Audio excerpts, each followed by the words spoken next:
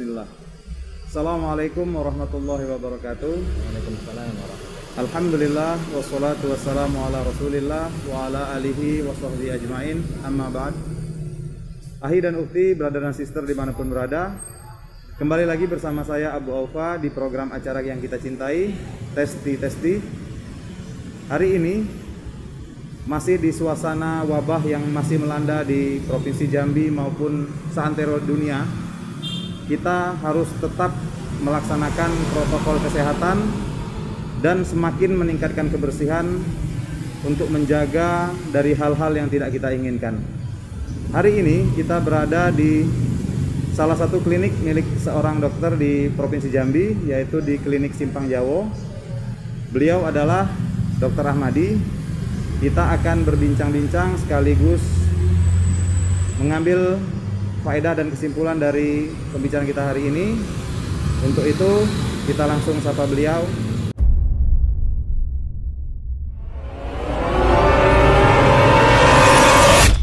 Testi. Assalamualaikum Pak Dokter. Waalaikumsalam warahmatullahi wabarakatuh. Apa kabarnya hari ini Pak Dokter? Alhamdulillah sehat. Ahi dan ukhti, brother sister dimanapun berada.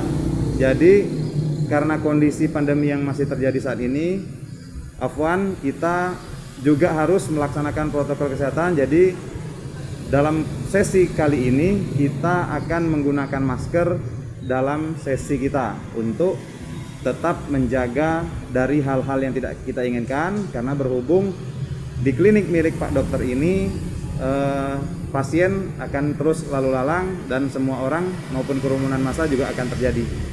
Baik Pak Dokter, hari ini sebuah kebahagiaan kita bisa sama-sama, dan hari ini insya Allah mudah-mudahan kita bisa sharing dan semoga acara yang kita lakukan ini menjadi manfaat dan ladang pahala untuk kita.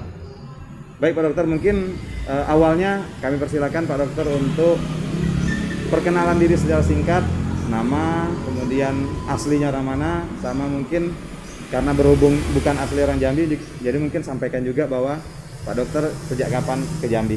Tafadhol Pak Dokter. Terima kasih. Bismillahirrahmanirrahim. Alhamdulillahirabbil alamin wassalatu wassalamu ala alihi wasallam.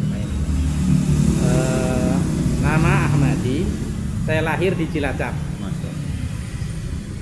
Qadarullah tahun 77 setelah pemilu, orang tua pindah ke Sumatera Utara. Di sana ingin jadi petani yang punya garapan sawah, karena di Jawa itu orang tua ngaku petani nggak punya garapan sawah. Jadi bapak waktu itu ngomong, ayo nak kita pindah ke Sumatera supaya kita punya jadi petani yang petani punya sawah. Itulah motivasi yang digambarkan bapak. Saya dulu waktu masih kecil itu saya naik kelas 4 SD. SD tahun 77. Perjalanan waktu itu makan waktu 1 minggu, sampailah kami ke ujung dari pesisir sebelah timur dari Sumatera bagian utara, tepatnya di Kampung Masjid, Labuan Batu. Lalu itu posisinya di daerah yang kita kalau ke sekolahan itu nggak pakai alas kaki, karena anunya malah jalannya jalan timbunan yang baru dibuat. Jadi kalau kita sekolah itu ya cuma pakai baju, tas plastik, udah sekolah dengan tidak alas kaki. Seandainya pun alas kaki, sekali-kali pakai sepatu karet karena itu yang memungkinkan. Tapi setelah sampai sekolah baru dipakai? Enggak, di jalan bisa. Tapi ngelak-ngelak kalau waktu nggak hujan. Milih-milih jalan. Iya, karena itu di antara jalan-jalan itu ada yang putus. Iya. Jalan putus itu kita jalannya cuma tapak kayu apa ya? Kayu kelapa atau batakan kayu, itu yang kita harus niti. Saya tamat SD di kampung, kemudian saya SMP dan SMA saya di Rantau Tapat, Labuan Batu. Setelah tamat SMA, saya pindah ke Jogja. Saya kuliah di Jogja. Kemudian itu tahun 87. Berarti tamat SMA di Rantau Tapat, kuliah di Jogja. Ke Jogja tahun 87. Kemudian saya alhamdulillah bisa kuliah di 88 baru. Berarti sempat jeda 1 tahun? Jeda 1 tahun. Sambil kursus mungkin Pak Dokter? Iya, bimbingan. Bimbingan ya? Karena kami dari sekolah SMA di daerah langsung mau masuk UGM gitu kan. Iya. Jadi alhamdulillah saya bisa di tahun kedua saya bisa masuk. Itu 87. Kemudian tahun 88 saya masuk diterima.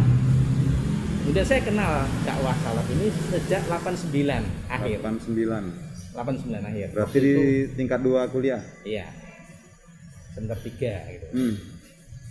Saya kenal dakwah salaf waktu itu ustaz kita yang masih ngajar di Ustaz Yazid, ya, masih baru-baru ya.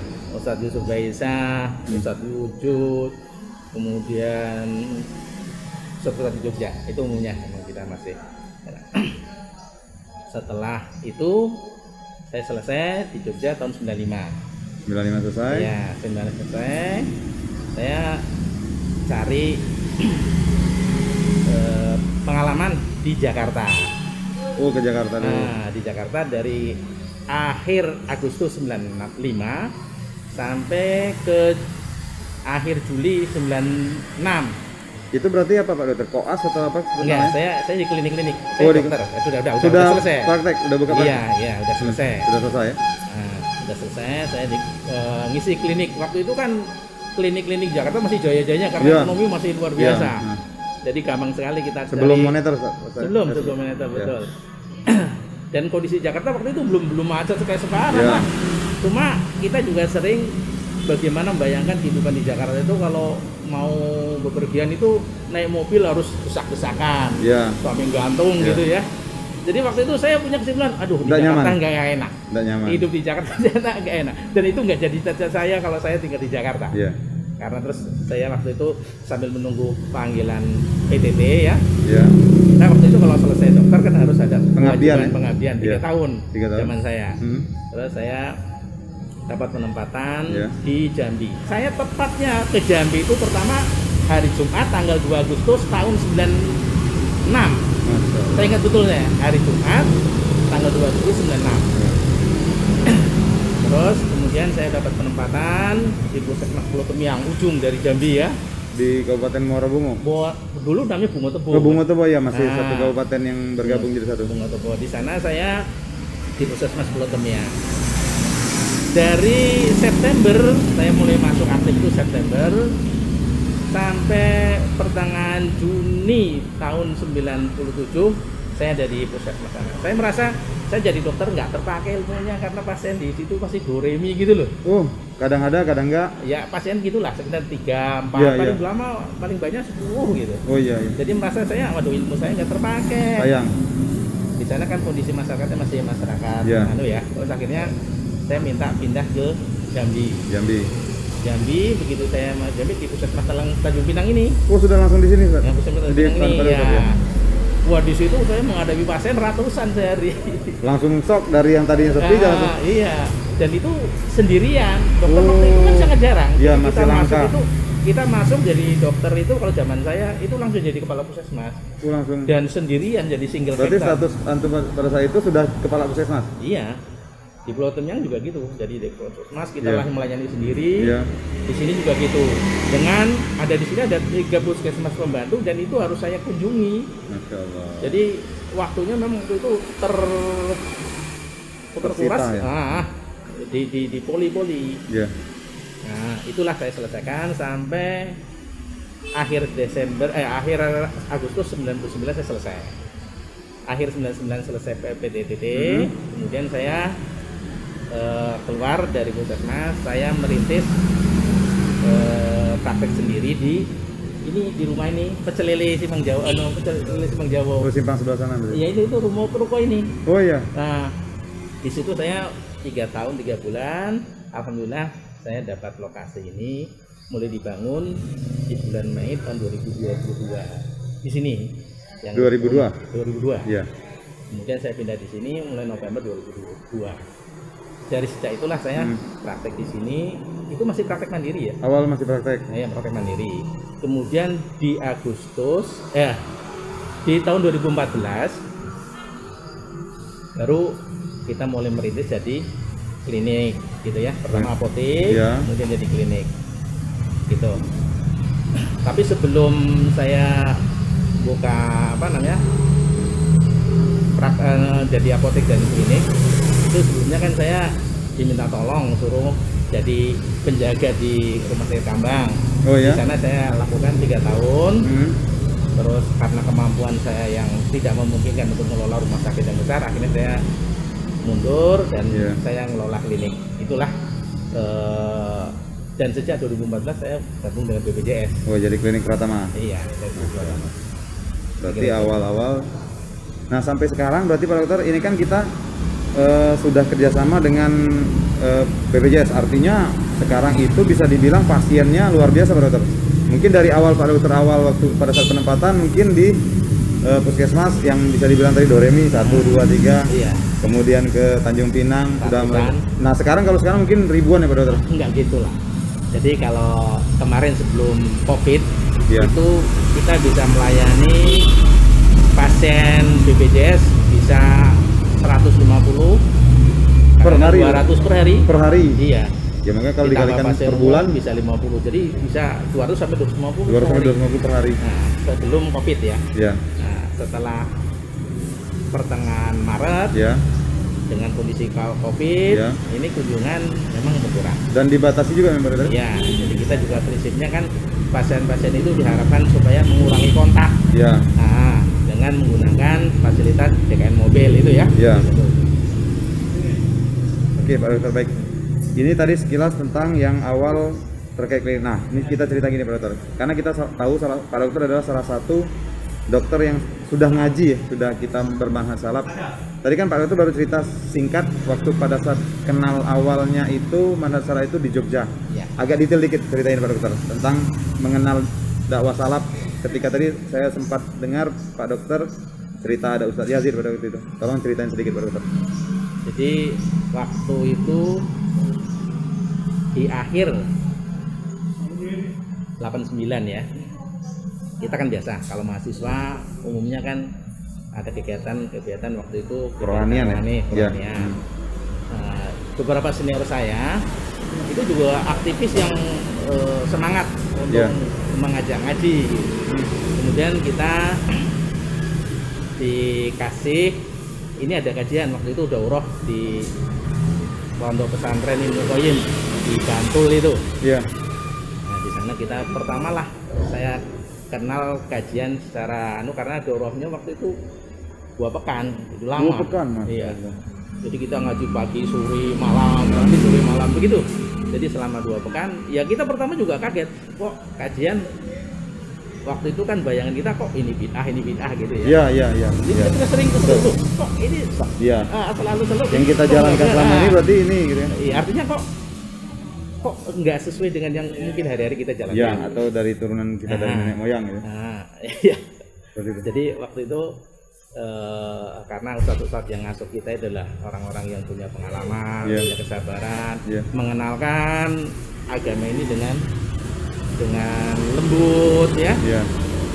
Pertama ya memang bergejolak karena bergejolak loh, yang ini kok salah. Yang kita sudah salah. Lakukan selama ini, yang kita jalani selama ini. Iya, ini salah. Memang butuh waktu. Waktu itu awal-awal bergejolak bagaimana kita bisa menerima. Setelah berjalannya waktu, kita juga setiap akad ada kajian gitu kan. Biasanya kalau di Jogja zaman-zaman awal itu satu-satunya dari Pondok Pesantren Tengaran Al-Ikhsa Tengaran itu. Datang ke Jogja, berikan kajian. Itu satu-satu kayak Ustadz Yazid, Ibnu Isa itu ya. Ustadz Yusuf, Ustadz Abdul Hakim yang di Al-Furqan Segayu kan Gresik. Ustadz Ainur Rafiq itu yang ngajari kita kalau mereka laten datang ke Jogja ngasih kajian-kajian. Umumnya mahasiswa sih waktu itu. Umumnya kita mahasiswa. Nah, dengan berjalannya waktu baru dengan taufik dan hidayah dari Allah kita baru bisa alhamdulillah akhirnya lapang menerima bahwa kajian ternyata susah. Ternyata beragama itu tidak rumit, tidak susah. Apa yang ada perintahnya kita jalankan. Apa yang tidak ada perintahnya apalagi dilarang kita itulah pengalaman awal saya ngaji salaf. Nah berarti ini waktu pada saat antum yang daurah tadi berarti ikut full? Iya ikut full. Kan waktu liburan. Oh makanya saya mau nanya tadi itu berarti pada saat liburan kuliah berarti? Liburan semester. Pas liburan semester biasanya kan ada yang pulang kampung. Nah ini berarti dimanfaatkan Mas. Berarti memang mencari timing yang pas. Dan antum menemukan pada saat itu manhaj salaf ya. Oke baik Pak Dokter. Nah Jadi kan gini, kita tadi kan cerita tadi bahwa kalau seandainya posisinya kan kita dari generasi sebelumnya kita sudah ikut seperti itu. Nah, pernah nggak Pak Dokter merasakan artinya ketika kita sudah memutuskan untuk bermanhaj salaf, artinya kita sudah beda. Kita mungkin sebutkan istilahnya ghuraba. Nah, gimana Pak Dokter? Kalau pernah nggak ada tantangan sebagai apalagi pada saat awal-awal? Gimana Pak Dokter? Jadi di Jogja sendiri kajian salaf waktu itu kan memang masih baru, masih langka, masih baru ya, termasuk di lingkungan kampus ya. Ya. Kita selamanya tanah singkrang. Betul. Ya kadang-kadang ada ejek-ejekan gitu. Awal-awal udah ejek-ejekan itu biasa. Yang katanya kebanjiran gitu ya. Itu awal-awal. Tapi dengan kita kan nggak sendirian di kampus. Betul. Kita juga ada beberapa kawan yang ikut ngaji. Ya dengan kawan-kawan itu kita bergaul. Makanya keuntungan kita kalau kita istilahnya di apa ya, merantau gitu ya. Carilah kawan yang baik. Waktu itu kita di Jogja itu kos dengan kawan-kawan ngaji semua. Jadi enak, suasananya enak. Kita tidak ikut apa ya? Ya pengaruh luarnya itu. Itu pengalaman saya di Jogja. Jadi, berarti untuk memperkuat kita karena kita bergaul sama teman-teman yang semangat dengan kita. Jadi untuk saling menguatkan, Pak Dokter. Saling menguatkan, betul. Berarti kita pun ketika kosnya Pak Dokter, kos pada itu. Itu berarti beserta teman-teman yang bermanhaj salaf ya. Betul. Kita ngontrak rumah. Satu rumah itu ditempati waktu itu awal-awal 9 orang. Masya Allah. Iya. Dan waktu itu memang kita sama-sama anak kedokteran semua. Nah, terus ya artinya ajakan ngaji itu ya semangat. Saling mengingatkan dan saling menguatkan. Iya. Nah, itu kalau itu Pak Dokter berada di sebuah komunitas yang saling menguatkan. Nah, pada waktu itu misalnya kan kita kalau seperti Pak Dokter setahun sekali liburan pulangnya berarti masih ke Medan berarti orang tua. Orang tua saya kan orang tua dengan ekonomi yang pas-pasan. Jadi saya udah dinasihati oleh orang tua saya. Nah, kalau usah sering-sering nulis surat lah. Apalagi perintah pulang, nulis surat aja yang katanya waktu itu pakai uang kirim itu. Orang tua ngomong seperti itu. Zaman itu masih wesel Pak Dokter. Wesel, surat itu pun di kampung saya. Kalau saya nulis surat 2 minggu baru sampai. Masya Allah. Jadi itu nggak aneh kalau umpamanya duit sudah nggak ada, kiriman kabar juga nggak pernah datang. Akhirnya saya ke kantor pos, gedor petugas kantor pos. Ada nggak kiriman ke saya? Masya Allah. Seperti itu. Nah kalau balik Pak Dokter, balik kan artinya orang tua ya tinggal ibu berarti Pak Dokter? Bapaknya mama ada lengkap. Masih lengkap?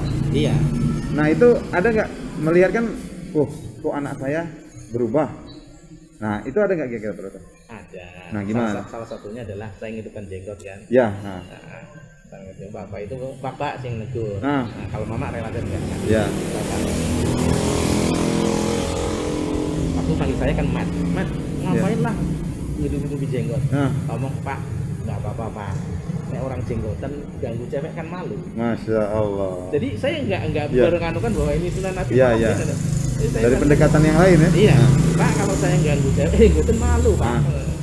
Itu yang saya ngomongkan orang tua. Terus saya memang selama kuliah dari 87 sampai selesai 95. Mungkin saya pulang namanya pulang ke rumah itu mungkin baru 3 kali. Bisa dihitung ya. Bisa pulangnya 3 kali. Karena memang nggak mungkin dengan segala keterbatasan situasi yang ada pada waktu itu ya. Nggak mungkin kan saya pulang dengan perjalanan sering-sering ya. Iya, dananya nggak ada, kemudian waktu juga ya. Jadi saya nekat aja di Jogja dan akhirnya saya bisa silaturahmi tempat kawan-kawan kan. Berarti alhamdulillah tanggapan dari orang tua tidak ada penolakan Pak Dokter. Iya. Atau ada semacam pendiaman atau seperti itu mungkin? Tidak ada. Berarti alhamdulillah ada namanya maksudnya hidayah dari kita kepada kita terus nanti bisa turun kepada orang tua seperti itu mungkin. Penting juga kita berpesan ke kawan-kawan yang baru mengenal kajian ke orang tua itu memang kita apapun kita pendidikan kita tinggi apapun pengalaman kita itu lebih banyak tetapi ke orang tua tidak seyogianya kita ngomong bahwa kayak gini lu yang bener ada adab yang harus kita terus lakukan kepada orang tua dengan sedikit artinya kita ngomong dengan bahasa dia gitu loh. Iya kan Karena posisinya kita tetap anak. Iya, dengan bahasa dia. Kalau kita ngomong dengan bahasa kebenaran ini itu susah diterima. Jadi dengan bahasa yang kita sebagai anak orang tua, dia sering sih. Ya tadi salah satunya kan kebetulan alhamdulillah saya jarang pulang. Jadi secara mereka orang tua itu praktis nggak bisa melihat peningkatan secara hari-hari. Perubahan itu ya. Tapi begitu pulang itu kan ditegur. Ngapain sih hidup di Iya. Pada waktu itu masih pemandangan yang langka. Iya. Nah, kita balik ke ini Pak Dokter. Tadi kan kita cerita pilihan bermanfaat saraf. Kita balik lagi ke profesi. Tadi kan sempat Pak Dokter cerita di awal-awal pasien sedikit. Nah, ini mungkin Pak Dokter satu pengalaman yang mungkin tidak akan pernah terlupakan mulai dari menjadi awal-awal dokter atau mungkin sampai sekarang. Ada satu yang bisa Pak Dokter sampaikan di sini. Di awal-awal saya pengabdian di Pulau Temiang, di akhir-akhir tahun 2096 berarti itu ya, ada satu kejadian karyawan PT Kipah yang di Pulau Tebel sana, itu ada melakukan kegiatan apa gitu, terus mereka rombongan naik truk, jalannya kan nanjak, habis hujan, nggak kuat, akhirnya mobil itu mundur, antrek. Tapi terbalik, meninggal 3 orang. Dan saya jam waktu itu jam 3 dini hari malam, saya digedor oleh Pak Polisi. Di Polisi minta tolong karena di situ nggak ada dokter kan, cuma saya. Saya diajak Pak Polisi malam-malam gerimis-gerimis menuju lokasi itu. Lokasi itu dari Pulau Temiang harus nyebrang sini lagi. Melewati semuanya lagi. Ada orang satu warga Korea itu yang harus ada tenaga kerja asing. Korea waktu itu minta untuk dibuatkan surat visumnya. Salah satu yang meninggal warga negara asing. Yang harus dipulangkan. Gitu. Kalau yang warga Indonesia kan enggak. Kalau warga negara luar itu yang harus dipulangkan. Itulah saya buat visum. Itu mungkin pengalaman awal saya di profesi itu dihadapkan dengan karena itu luar biasa ya. Mundur nggak kuat karena nanti nggak kuat mundur nggak terkendali akhirnya rubuh tumpah. Berarti waktu antum datang jenazah masih di TKP? Iya, enggak, sudah di sudah di mes. Itu salah satu pengalaman yang tidak terlupakan, Mas. Iya, karena itu tadi sulitnya tengah malam. Pagi-pagi medan yang gerimis, medan yang ditempuh harus nyebrang pakai ponton gitu kan. Masya Allah. Terus harus juga melihat kondisi namanya kecelakaan kan ya. Selain yang sudah meninggal dunia, tuh ada juga yang korban-korban luka-luka kan. Kalau yang enggak, cuma itu yang satu orang Korea itu yang harus dibuat visumnya. Karena harus mau dibawa pulang gitu. Karena dia perlu tanda tangan dokter ya, pasti harus dokter. Gitu, jadi kalau yang tenaga kesehatan lain mungkin di level itu tidak terpenuhi syaratnya. Mungkin gitu ya. Oke, baik Pak Dokter. Nah ini Pak Dokter, kita kan sama-sama mengetahui kita masih sampai saat ini pandemi ini masih terus mewabah. Kemudian juga kan kita juga sama-sama tahu di Provinsi Jambi, di Kota Jambi, grafiknya masih menunjukkan angka yang lumayan banyak.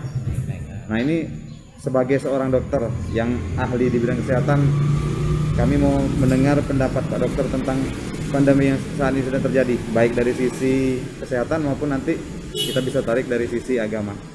Jadi COVID-19 ini adalah semua dengan takdir Allah ya, datang ujian Allah yang diberikan kepada kita. Dan COVID ini nyata. COVID ini nyata. Jadi sebagian orang beranggapan bahwa konspirasi. Enggak, sudah banyak kasusnya. Ya, benar ada kasus.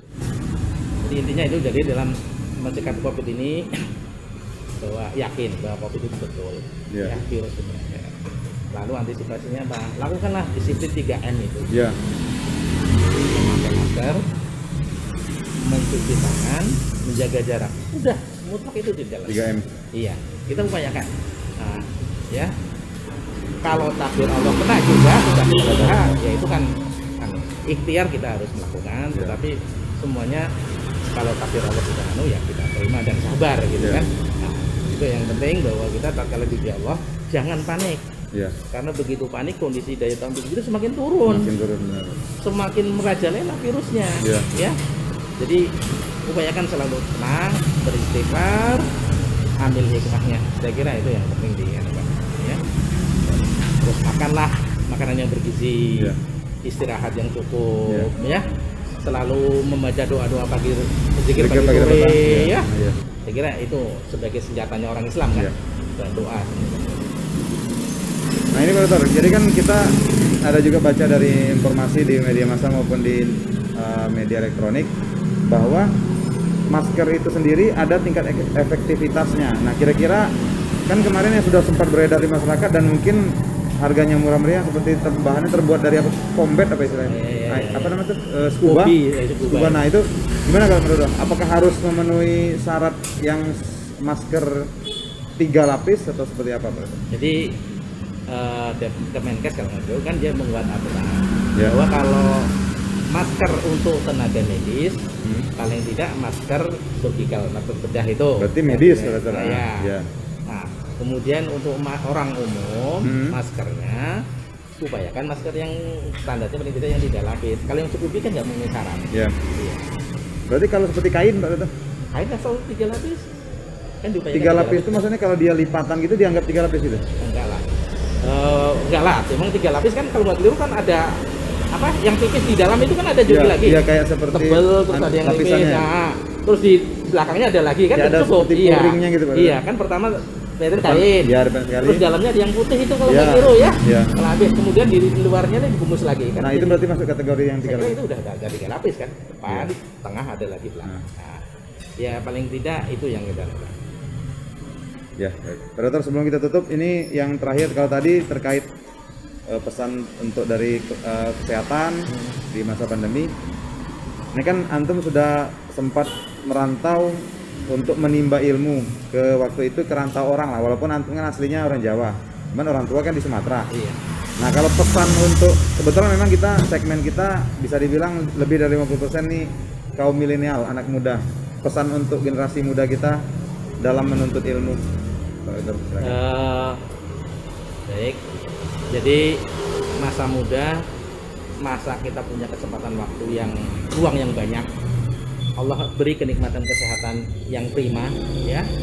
Terus kesibukan juga belum banyak, urusan ya. Nah, jadi masa muda upayakan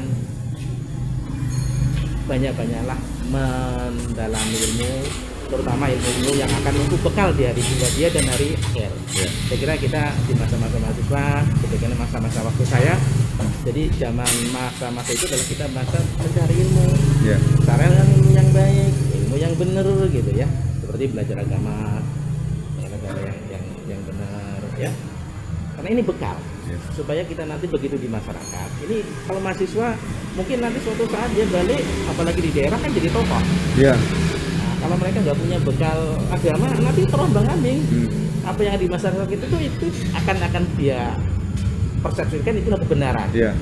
Kalau nggak ada filter, makanya kalau waktu zaman kita kayak gini masih muda, masih masa-masa menuntut ilmu belajar untuk bekal tameng perlindungan kita di masa tua, masa kita kerja, supaya nggak tergeret orang kawan yang salah gitu. Itu mungkin yang saya ingin ingatkan, bahwa belajarlah untuk agama yang benar, karena Allah hadis Nabi mengatakan maridillah khairan yukafikul bidin. Jadi barang siapa yang Allah kehendaki kebaikan, maka dia akan dimudahkan agama.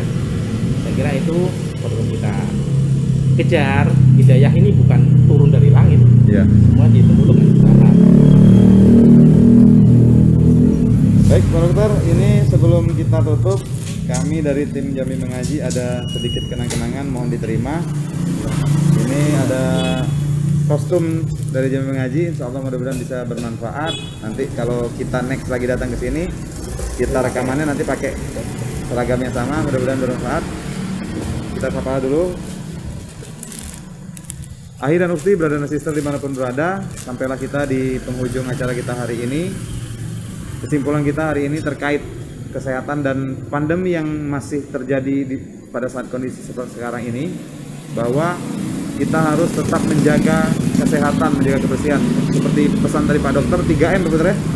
M-nya memakai masker, kemudian menjaga jarak dan mencuci tangan. Jadi 3M, memakai masker, menjaga jarak dan cuci tangan. Insya Allah dengan kita menerapkan protokol kesehatan ini dan kita juga memohon kepada Allah untuk pandemi yang terjadi saat ini segera berakhir dan segera diangkat oleh Allah dan kondisi akan kembali normal. Saya Abu Aufa dan narasumber kita hari ini serta seluruh kru yang bertugas dari Jami Mengaji mengucapkan jazakumullah khairan katsira atas segala perhatiannya.